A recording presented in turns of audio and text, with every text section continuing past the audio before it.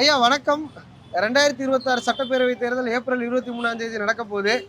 எல்லா முக்கியமான வேட்பாளர்கள் எங்கெங்க நிக்க போறாங்க அப்படிங்கிற ஒரு கேள்வி எழுந்துட்டே இருக்கு. அதே வேளையில விஜய் அவர்கள் பெரம்பூர் தொகுதியில நிக்கலாம் அப்படின்னு சொல்றாங்க. நீங்க எப்படி பாக்குறீங்க? சினிமா பெரம்பூர் துறையில எல்லாமே வந்தாங்க. இதே விஜயகாந்த் வந்தாரு, என்ன ஆனாரு? குரலை கொடுத்தாரு, எல்லாம் பண்ணு. மக்களுக்கு யாருக்கு என்னன்னு செய்யறாரோ அதான் பார்க்கணும். சட்ட ஒழுங்கு சரியில்லைன்னு சொல்லி எந்த ஆட்சியில் சட்ட ஒழுங்கு சரியில்லை. எல்லா ஆட்சியிலும் பிஜேபியிலேருந்து ஏடிஎம்கிலேருந்து பாட்டாளி மிஸ் எல்லாமே யாரும் ஒழுங்காக சட்ட ஒழுங்கு சட்டா சேஞ்சாக கூட அதிகாரிகள் என்ன பண்ணுறாங்க? அதிகாரம் பண்ணுற தப்பு தானே மக்களுக்கு இதாகுது, ஜனங்களுக்கு இதாகுது. அதிகாரம் பண்ணுறது தானே. இப்போ சிஎம்க்கு சொன்னால் தான் தெரியும். இப்போ கற்பழிப்பு இதெல்லாம் யார் போய் நம்மளா போய் தேடி பண்ணுறோம்.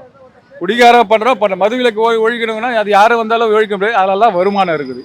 இல்ல இப்ப விஜய் இங்க நின்னாருன்னா ஜெயிப்பாரா? விஜய் நிற்கா கூட இல்லை ரஜினிகாந்த் நின்னா கூட சரி, என்ன யார் வந்தாலும் சரி. இது திமுக கோட்டை. இதெல்லாம் சென்னை பொறுத்த வரைக்கும் திமுக கோட்டை. இதில் யாரும் பண்ண முடியாது, யாரும் இது பண்ண முடியாது. அதுதான் மெயின் தேவை. என்ன அது எல்லா இடத்துலையும் இருக்குது. யாரும் சட்ட ஒழுங்கு சரின்னு சொல்லக்கூடாது. எல்லாமே நடக்குது. நடவடிக்கை எடுத்துனேங்கிறாங்க. இப்போ மீடியாக்காரங்க அதை பெருசுப்படுத்துறாங்க. இதெல்லாம் இருக்கிற மீடியாக்காரங்க அதை பெருசுப்படுத்துறாங்க. அதனால ஆட்சியை கவுக்கணும்னு ஒரு ஆசைப்படுறாங்க.